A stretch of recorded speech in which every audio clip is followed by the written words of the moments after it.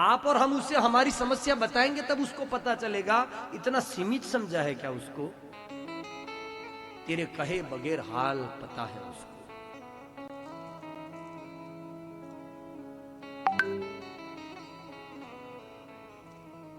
भगवान के पास जाओ तो इतनी मेरी मेरी मेरी रिक्वेस्ट है, मेरी आपसे प्रार्थना है कि एक बार देखो ना ऐसा जीवन जी के कि भगवान से भगवान को ही मांगो कि तेरे से कुछ नहीं चाहिए, हमें सिर्फ तू चाहिए, सिर्फ तू चाहिए। और भगवान भी चाहता है साहब मंदिरों में बैठा बैठा कि कोई मेरे से मांगने वाले तो रोज के हजारों लाखों की भीड़ में होते हैं, मुझे मांगने वाला कोई आता ही नहीं है, मैं जाऊं किसके साथ में?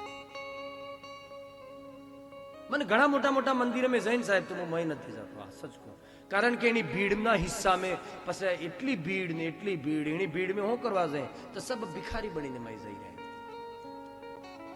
એક भी ભક્તમય આવતો હોય જે ભગવાનથી કે ભગવાનને માંગવા જતો હોય તેના ભગવાન કરતા પહેલા એના ભક્તને પ્રણામ કરવાની ઈચ્છા થાય કે તારામાં એક એવી કાબિલિયત ભગવાને પેદા કરી है कि परमात्मा से परमात्मा को ही मांगा जाए।